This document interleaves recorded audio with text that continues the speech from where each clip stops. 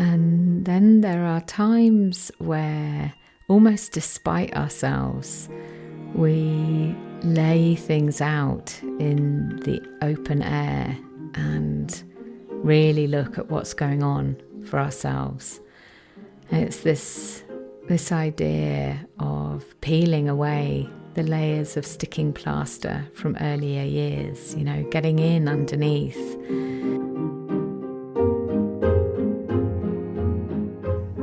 Welcome to the podcast that's all about deepening our self-awareness with profound self-compassion. I'm Henny. I write, coach and speak about how exploring our inner world can transform how we experience our outer world, all founded on a bedrock of self-love. Settle in and listen and see where the episode takes you. Generally speaking, with the podcast, I'm really clear about what it is that I want to talk about. And then at other times, I feel like an empty vessel. I don't say that in a kind of scary way, as in a kind of existential emptiness, but rather in a open, non-pushing, unthoughtful. Is that? It's not really the right word, but kind of, an open way. Emptiness, as in, I just feel open to whatever might come up. And I realised that I needed to get the episode recorded for this week. And I saw that I had a gap in my diary.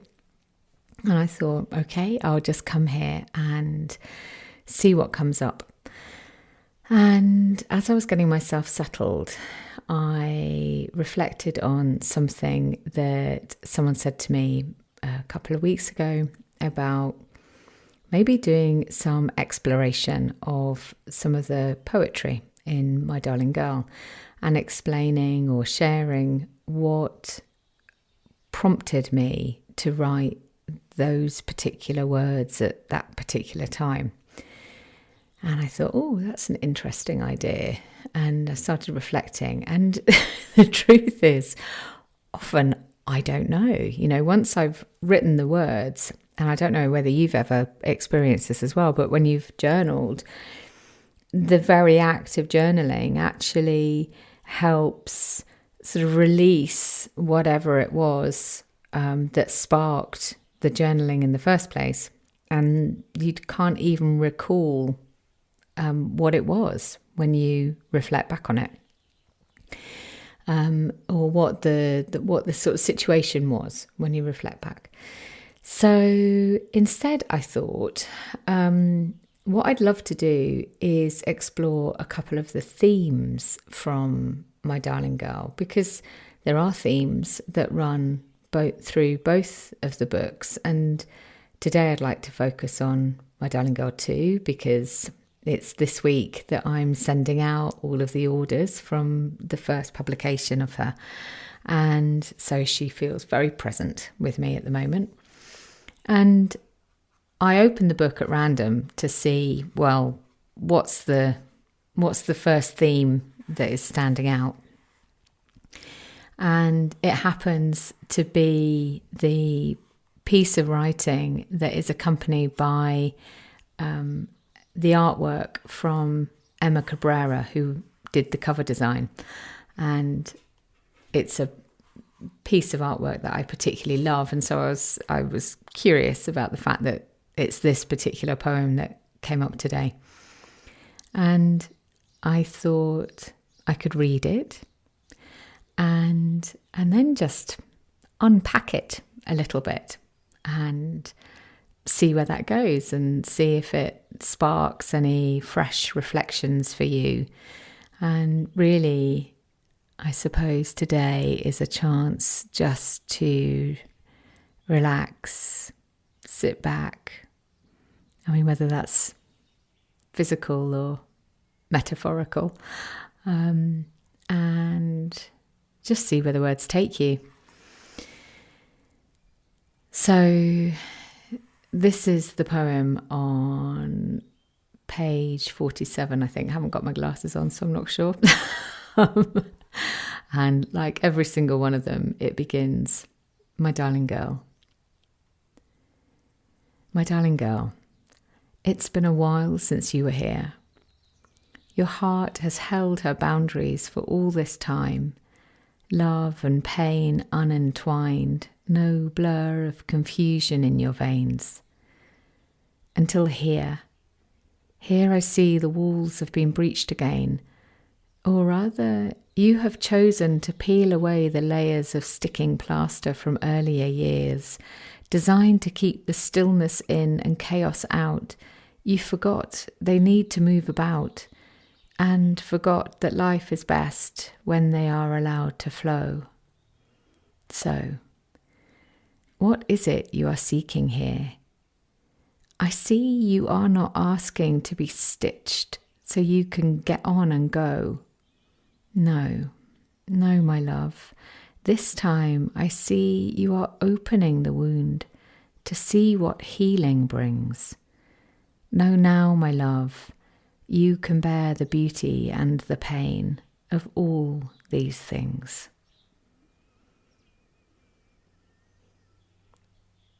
It's really funny, you read something that you know you've written, and yet the words feel like they've been written by somebody else. And actually, even just as I read them now, it feels really resonant with me.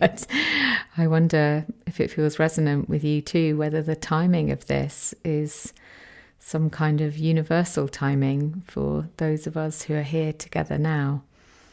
This idea that there are moments in our life where we cover everything up, where we push everything down, where we suppress because we just don't have the space, the time, the inclination to examine what's actually going on for us.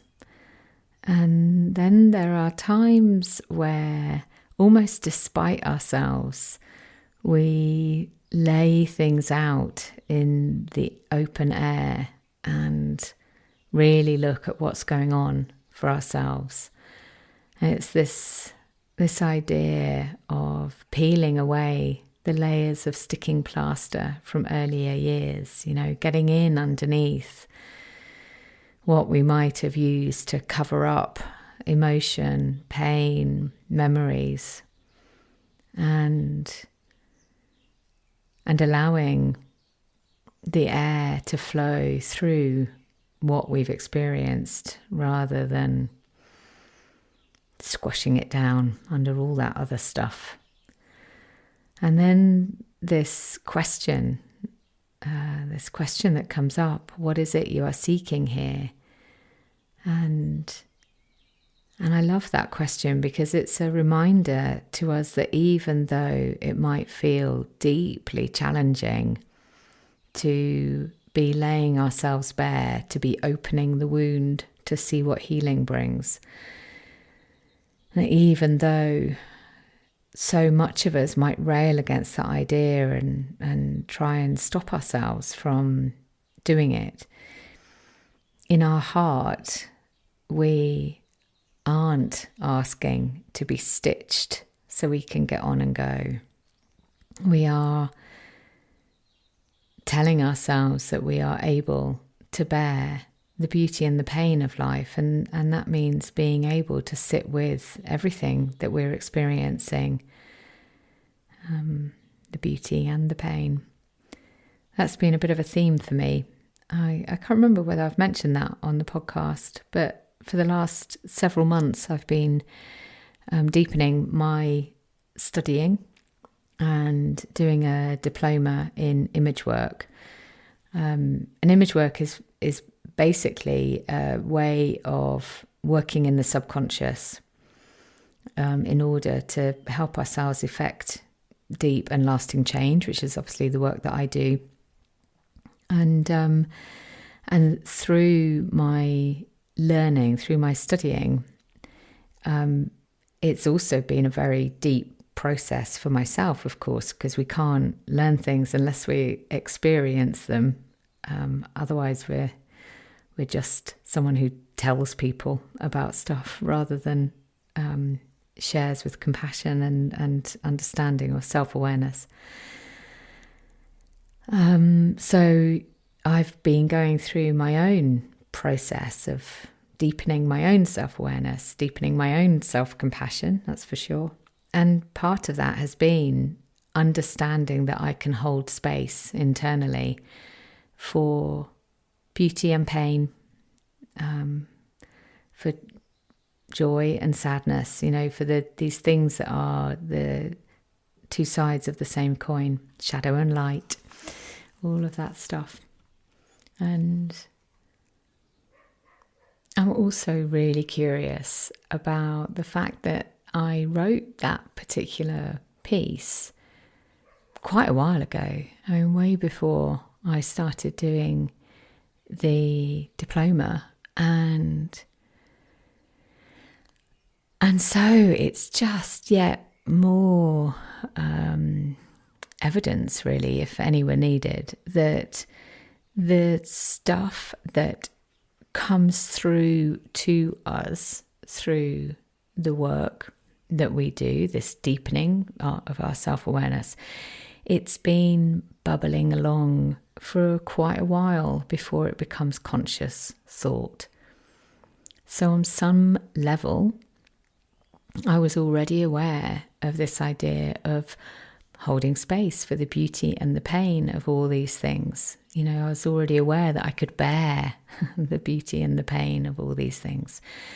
And yet my conscious awareness of that still took some time to come through, even though my deepest, wisest self already knew it and had expressed it to me through that poem. I think that's a really curious thing, and it sort of reminds me of those moments when you look back on a journal, or you look back on a piece of writing, or maybe a letter that you had sent to somebody else, perhaps an email that you'd written, and you read it and you go, oh gosh, I knew that then. I didn't realise that I knew that then. I kind of love that. And remembering that we really know everything that we need to understand in our subconscious. Hence the reason why I'm so fascinated with the image work, actually, because it helps us tap into that deeper, wiser self. Which reminds me, don't forget, if you want to come to the Wisdom from Within event in June, need to get signed up. Take a look on Eventbrite, or take a look at the link in the notes, and I'll share a bit more at the end about that too. And so that is one poem. How was that? How was that exploration? Oh, and then there's this one, which is also an illustration that I love. But to be honest, it doesn't really matter which page I open to. I'm going to tell you I love the illustration for obvious reasons, because I chose them. And I think this is on page 57. Again, can't really see. And it's interesting, actually, just looking at it. I mean, this was such a random page to open to. Yet it does feel as though it resonates with the poem that I just shared, and this idea of being willing to see ourselves, I suppose, if that's really the connecting thread between the two. So this one goes, my darling girl, I can love you. I can light your way, shine full beam, share your burdens, take your hand when the sky is dark, I can stand beside you, stay here always, speak words of love, soothe your fear of the black dog's bark. I can hold you through it all, but, my darling child, I cannot love you for you. Only you can love yourself. Turn your gaze inside you. See all that I can see. Have faith in your true essence and in your seeing. Be. Oh, I love that. I find it so deeply comforting. This idea that with each of us, accompanying each of us, is this presence, this deep and abiding love that is always here for us, and in the largest letters imaginable. And it is also up to us to learn to love ourselves, to see ourselves in all our vulnerability, in all our magnificence, to see our pain and our joy, our beauty and our pain. And to remember that in that seeing, we are just as we are, and that is enough. And there's a line in here. Now, if you haven't been with the podcast for that long, or haven't been with me for that long, then you may not be familiar with this reference to the black dog's bark. But one of the things that I've shared in the past is that I used to be very afraid of my anger. I used to be very afraid of this idea that perhaps if I ever actually allowed myself to be angry, that it would be a consuming thing. It would be something that I'd be rejected for. It would be something I'd be abandoned by those who love me if they ever really knew that inside me there was this sense of anger. And oh my goodness me, I mean, the shame that was attached to that. And even as I say it now, I can sort of feel the kind of the memory of the resonance of that sense.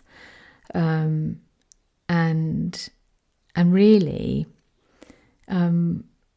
what most helped me, and actually it comes back to image work actually, because without knowing it, that was kind of what I did when I connected with that part of me that was afraid of the anger, and the part that was the anger, was I came to see that anger or that part as a black dog. And what I realised was that actually it's the part of me that protects me, and it's the part of me that protects others. It's the part that stands up to injustice or unfairness. It's the part that got me into trouble at times at school and made me speak out at work. And it's not a part of me that is anything to be frightened of or ashamed of or embarrassed about. You know, anger can be a good thing. It's just about, I suppose, you know, this applies to so many of our parts, not allowing it or not coming into a place where it is the dominant part, where we're not led by the parts, but we're led by our deepest, wisest adult self. That can be a tall ask sometimes. It's all a work in progress. But that line in this poem, I can stand beside you, stay here always, speak words of love, soothe your fear of the black dog's bark. It's in reference to that. And it's funny, I think I wrote so many of these poems such a long time ago, that it feels good to be reminded of moments when that support was needed, and this wise, all-loving presence was there to soothe that fear. It's just that sometimes we forget, don't we? We forget it's there. So there we go. I think that might be the end of today, or maybe one more. If you're enjoying this, stay with me. Oh gosh, and this one. Okay, yeah, one more. So this is from page 21, I think. And again, I really love the illustration. It is multicoloured brush strokes coming down from the top of the page, coming down and then fading, almost like they're sort of dripping in colour down the page. And it begins. I don't know if that's very interesting. I don't know if you can hear, but in the background there is a dog barking, maybe in direct connection with the black dog's bark reference earlier. Anyway, my darling girl. Pushing up against the window of desire, nose pressed against the pane, fingers spread to grip and grasp what lies on the other side. In your yearning for those glittering delights, what do you see, my love? The candy land of what's beyond, losing sight of the sweet light that lives inside you now, thinking only of what you've not owning all that is. Come and see, my love. Take my hand, let's slip through this looking glass and look out onto the bright colour of your own self shining in. Can you see, my love, the wisdom you have gathered, trails of iridescent crystals tumbling from your hands, the songlines of your life woven in your hair, the love that blooms in your eyes, your lips, your cheeks, your ever-expanding glow. Looking out, I find the view is irresistible. Do you see, my love? The sweetest sugar sits within, the you who's looking in.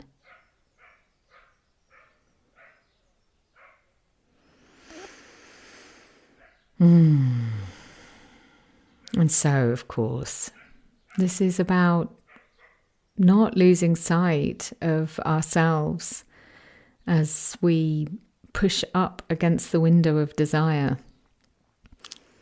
Not losing sight that we are actually enough. We hold the sweetest sugar within us. And there is no need to look outside of ourselves for what will make us more worthy, more valid, more whatever it is. There we go. That feels enough. I'm sending you love and a hug and a wave.